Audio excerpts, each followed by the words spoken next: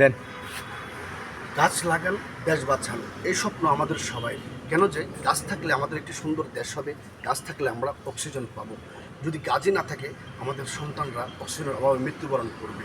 কথাগুলি বলার মানে হচ্ছে আমরা মুখে মুখে বলি গাছ লাগাবো, দেশ বাঁচাবো, কিন্তু বাস্তবে সত্যিকারের অর্থে এই কথাগুলি বাস্তব হয় না কখনো। 13 নম্বর ওয়ার্ডে চট্টগ্রামে কিছু দুষ্কৃতিকারীরা রাতের আধারে গাছ কেটে নিয়ে যাচ্ছে সরকারি গাছগুলি, ওয়ার্কশপ ব্যাংক, ক্যান্টিন গেট, এমনকি অফিসের কোলের গাছগুলি, এমনকি কালকে ক্যান্টিন গেটের সেগুন গাছ কিছু 2 টারা গাছ কেটে নিয়ে চলে গেছে। তারা কারা? তারা আপনারা আমরা সবাই চিনি, তারা দুষ্কৃতিকারীরা।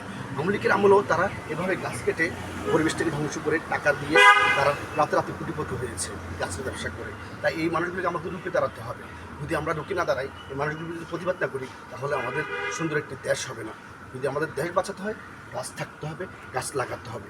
তারা সবসময় গাছ কেটে রাতের আধারে তারা লাখো কোটিপতি হয়ে যায়। তাদেরকে কিছু বড় ভাই ছত্র ছায়া দেয়, কিন্তু তারা কখনো এই বড় ভাইরা জানে না তারা এই কর্মীদের কারণে তারা ধ্বংস হতে পারে, তাদের মান সম্মান আঘাত আসতে পারে। তারা কোনো রাজনৈতিক সংগঠনের কর্মী হতে পারে না, তারা দুষ্কৃতিকারী, তারা চাঁদাবাজ, গাছ কাটার মানুষ। তারা সবসময় এই ধরনের অশুভ ব্যবসা করে থাকে। তাই তাদের বিরুদ্ধে আমাদের সবসময় সোচ্চার থাকতে হবে। কেন যে তা না হলে গাছ না থাকলে আমাদের দিন দিন আমরা বাংলাদেশের মানুষরা মৃত্যুবরণ করব, অক্সিজেনের অভাবে আমরা খুবই ক্ষতিগ্রস্ত হব, আমাদের অসুস্থতা ভুগতে হবে। তাই আমাদের সবাইকে একতাবদ্ধ হয়ে সোচ্চার হতে হবে, তাদের বিরুদ্ধে প্রতিবাদ করতে হবে। তারা কোনো সংগঠন